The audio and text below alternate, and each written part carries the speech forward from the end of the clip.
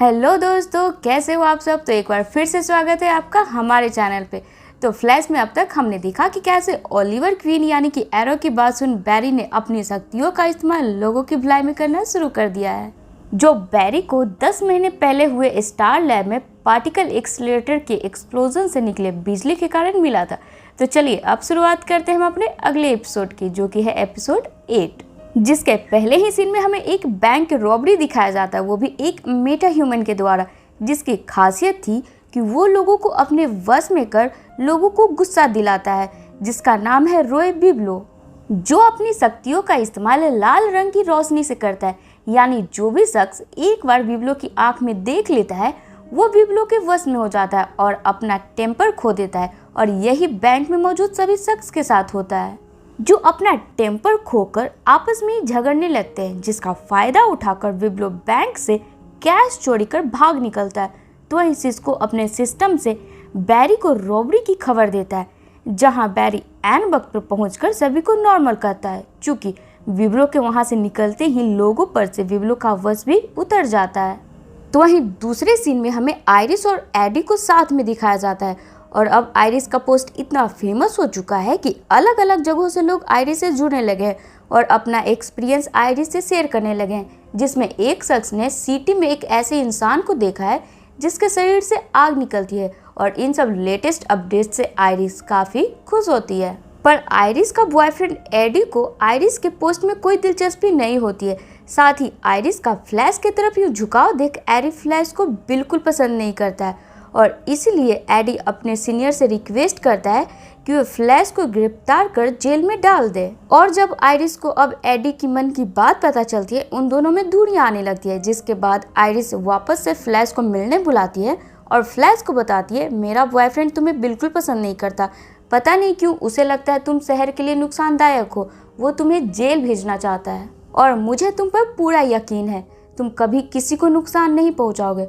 और तभी फ्लैश यानी बैरी को सिस्को का कॉल आता है, जिस पर हम व्यूअर्स को पता चलता है बैंक में हुए चोरी वाले कैश पर ट्रैकर भी लगा था, जिसका पता मालूम कर सिस्को बैरी को बताता है। और अब डिटेक्टिव जॉय अपने टीम और बैरी के साथ सिस्को द्वारा बताए एड्रेस पर जाता है, जहां बिब्लो चोरी के पैसों के साथ छिपा होता है। और अपनी तरफ पुलिस को आते देख वहीं पे बिब्लो एक और ऑफिसर पर अपना जादू करता है, जिसके बाद कि वो ऑफिसर बिब्लो को छोड़कर अपने ही साथियों पर गोली चलाने लगता है, जिसका फायदा उठाकर बिब्लो वहां से भाग चलता है। और अब यहाँ धमाकेदार एंट्री होती है हमारे ओलिवर क्वीन यानी एरो की, जिसे हम इस एपिसोड में देखने वाले हैं। पर एरो का सेपरेट फुल सीरीज हम बहुत ही जल्द अपने चैनल पे भी ला रहे हैं, तो हमारे चैनल के साथ यूं ही बने रहें। और अब वापस से स्टोरी पर आते हैं, जहाँ एरो एन वक्त पर आकर बैरी की जान बचा लेता है, जिसे देखकर बैरी को काफ़ी अच्छा लगता है। जिसके बाद बैरी एरो के साथ फेलिसिटी और जॉन डीगल से मिलता है। तो फ्रेंड्स, यहाँ फेलिसिटी और जॉन डीगल एरो के टीम मेंबर्स थे, जहाँ ये तीनों मिलकर साथ में काम किया करते हैं, जैसे कि बैरी स्टार लैब वालों यानी कि डॉक्टर हैरिसन, कैथलीन और सिस्को के साथ करता है। तो वही फेलिसिटी बैरी को बताती है, हम एक केस के सिलसिले में यहाँ आए हैं, हमें घटना स्थल पर एक अजीब सा यंत्र मिला है जिसमें आयरन ऑक्साइड की मात्रा ज़्यादा है और हमें पता चला है कि आयरन ऑक्साइड की मात्रा सेंट्रल सिटी में भी ज़्यादा पाई जाती है और इसीलिए हमें यहाँ पे आना पड़ा। जिस पर एक्साइटेड होकर बैरी बोलता है, ये कितना कूल है, ऐसा करते हैं हम सब साथ में मिलकर काम करते हैं, तुम मेरा हेल्प करो, मैं तुम्हारे केस में तुम्हारा हेल्प करूँगा और चलो मेरे साथ स्टार लैब चलो। पर एरो को ये डील पसंद नहीं आता, क्योंकि एरो नहीं चाहता कि उसकी सच्चाई ज़्यादा लोग जाने। जिस पर फेलिसिटी बोलती है, कोई बात नहीं, मैं स्टार लैब जाती हूँ, मुझे स्टार लैब में काम करना पिछली बार बहुत मज़ा आया था। और अब फेलिसिटी बैरी के साथ स्टार लैब पहुंचती है और अपने साथ लाए यंत्र को सिस्को को देती है, ताकि फेलिसिटी और सिस्को उस यंत्र के बारे में और भी जानकारियाँ इकट्ठा कर सके। तो वहीं कैथलीन बैरी को बताती है, डॉक्टर हैरिसन वेल और जॉय तुमसे मिलना चाहते हैं। तो यहाँ डॉक्टर हैरिसन वेल और जॉय बैरी को समझाने की कोशिश करते हैं कि हम एरो पर ट्रस्ट नहीं कर सकते और एरो को यूं अपराधी का वायलेंट तरीके से पकड़ने का तरीका भी हमें बिल्कुल पसंद नहीं है। तभी फेलिसिटी द्वारा लाया यंत्र रिएक्ट कर हवा में इधर उधर लैब में उड़ने लगता है और लैब का तोड़फोड़ कर देता है, जिसे देखकर जॉय गुस्साते हुए बैरी को बोलता है, मुझे एरो और उससे रिलेटेड सारी चीज़ें आज रात तक सेंट्रल सिटी से बाहर चाहिए। पर चूंकि बैरी और ओलिवर एक साथ पहले भी काम कर चुके थे, यहाँ बैरी को ओलिवर पर पूरा यकीन होता है। और अब हम एरो को देखते हैं जो जॉन डिक के साथ बैरी के केस को आसान करने के लिए विवलो के पार्टनर को ढूंढकर विवलो का ठिकाना पूछ लेता है। और अब हम अगली सुबह देखते हैं जहां ओलिवर फेलिसिटी के साथ आइरिस और बैरी से मिलता है और बैरी को विवलो के ठिकाने का पता बताता है। तो ही ओलिवर को देख आइरिस काफ़ी एक्साइटेड होती है और उसके लिए स्पेशल कॉफ़ी लाती है और ये इधर साइड में लाकर बैरी को बोलती है, तुमने पहले क्यों नहीं बताया कि एरो तुम्हारा इतना अच्छा दोस्त है। और अब फेलिसिटी ओलिवर से बात करती है और उसे समझाती है कि डॉक्टर हैरिसन बेल और डिटेक्टिव जॉय तुम्हें बिल्कुल पसंद नहीं करते। इसके बावजूद भी बैरी हमसे दोस्ती नहीं तोड़ रहा है, तो तुम्हें नहीं लगता कि तुम्हें भी बैरी की मदद करनी चाहिए ताकि वो अपनी शक्तियों का इस्तेमाल करना सही तरीके से सीख सके। तो वही ओलिवर भी फेलिसिटी की बात सुन वो बैरी की मदद करने के लिए तैयार हो जाता है, जिसके बाद हम देखते हैं एरो बैरी को समझाता है शक्तियाँ ही काफ़ी नहीं होती है किसी जंग को जीतने के लिए, हमें प्रॉपर प्लान बनाना होता है, प्रॉपर ट्रेनिंग कर किसी भी सिचुएशन को हैंडल करने लायक बनना पड़ता है। और आज से इन सब चीज़ के लिए मैं तुम्हें ट्रेनिंग दूंगा जब तक कि मैं यहाँ पे सेंट्रल सिटी में हूँ। और अब हमें पुलिस स्टेशन में दिखाया जाता है जहाँ एडी लगातार अपने सीनियर से फ्लैश को गिरफ्तार करने की गुजारिश करता है, क्योंकि एडी को लगता है फ्लैश कोई हीरो नहीं है, वो बस आइरिस और सेंट्रल सिटी के लोगों को गुमराह कर रहा है। तो वहीं डिटेक्टिव जॉय बैरी को आकर बोलता है, कल रात वापस से मैंने एरो को देखा जिसने विवलो के पार्टनर की टांगे घायल कर उसे यहाँ पुलिस स्टेशन में छोड़ गया है। उसे बोलो सेंट्रल सिटी के मामलों से दूर रहे, हम अपना काम खुद कर सकते हैं। जिस पर बैरी जॉय को कन्विंस करने की कोशिश करता है, माना कि एरो का तरीका थोड़ा वायलेंट है पर एरो हमारी मदद ही तो कर रहा है। और अब हमें स्टार लैब में दिखाया जाता है फेलिसिटी और कैथरीन विवलो के द्वारा वश का तोड़ ढूंढ रही होती है कि अगर विवलो किसी शख्स पर लाल रोशनी के जरिए उसका इमोशन को कंट्रोल करता है तो शायद हम वश हुए उस शख्स पर एक साथ मल्टी कलर की रोशनी अगर डालें तो शायद हम उसके इमोशन को नॉर्मल कर सकते हैं। और तभी डॉक्टर हैरिसन बेल फेलिसिटी को साइड में लाकर ओलिवर यानी एरो की पर्सनल लाइफ के बारे में जानने की कोशिश करता है, जिस पर फेलिसिटी बोलती है ये तो अभी तक मुझे भी नहीं पता है। जिस पर डॉक्टर हैरिसन बोलता है कोई बात नहीं, मैं खुद पता कर लूँगा।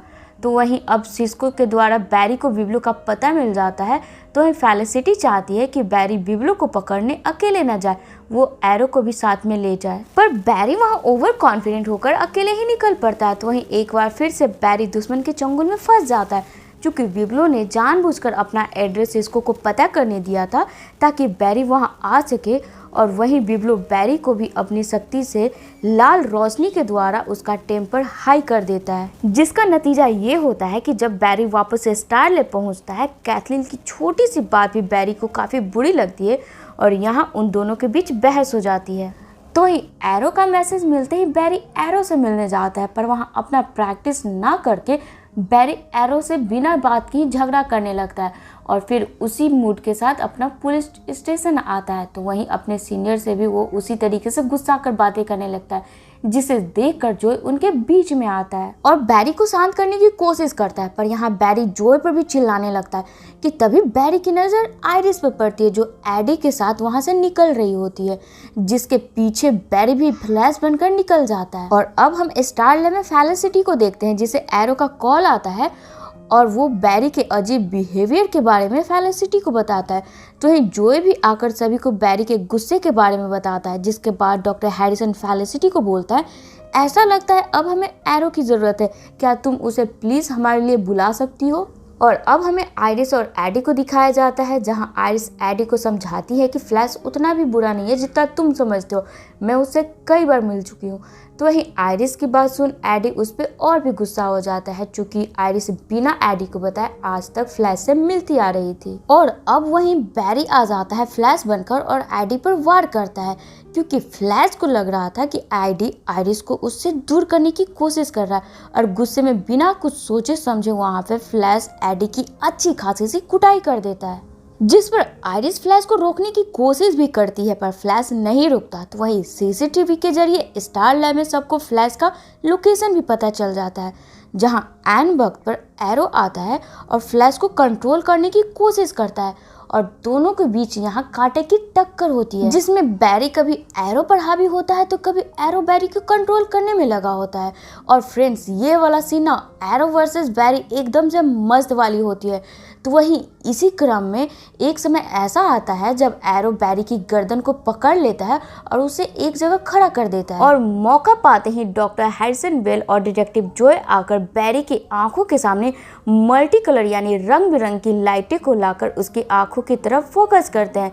तो वहीं मल्टी कलर को देखते ही बैरी की आंख से रेड कलर की रोशनी का वश उतर जाता है और अब बैरी जाकर यहाँ शांत होता है, जिसके बाद बैरी एरो से माफी मांगता है और फिर दोनों यानी बैरी और एरो मिलकर साथ में विब्लो को ढूंढ लेते हैं और उसे ढूंढकर स्टार लैब वाली जेल में लाकर डाल देते हैं।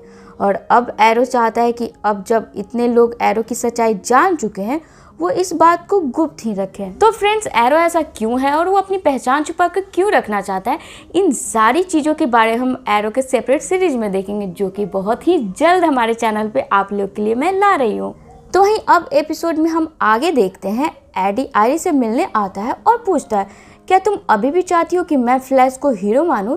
जिस पर आयरिस बोलती है, मुझे बस इतना पता है कि मुझे सिर्फ तुम्हारे साथ सुकून मिलता है। और यहाँ अब इन दोनों के बीच सारी गलतफहमियां दूर हो जाती है। और अब वहीं फैलेस सिटी और एरो आयरिस और बैरी से सेंट्रल सिटी से जाने से पहले मिलने आते हैं, जहाँ कैफे में ओलिवर बैरी को समझाता है तुम्हें अभी और भी प्रैक्टिस की ज़रूरत है।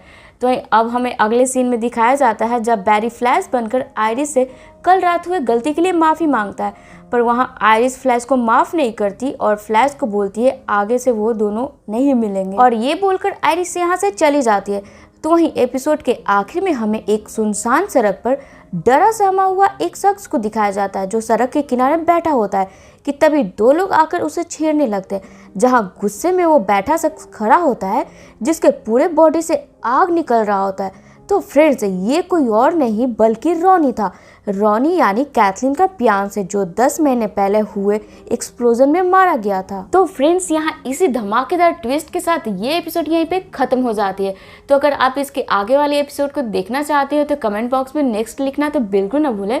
और जो लोग भी एरो का वेट कर रहे हैं ना, उनका वेट बहुत ही जल्द ख़त्म होने वाला है। तो ऐसे ही आप हमारे चैनल पे बने रहे और चैनल को सब्सक्राइब जरूर कर ले। अगर वीडियो पसंद आती है तो इसे लाइक और अपने जितने भी फ्रेंड रिलेटिव है उनके साथ शेयर करना बिल्कुल ना भूलें।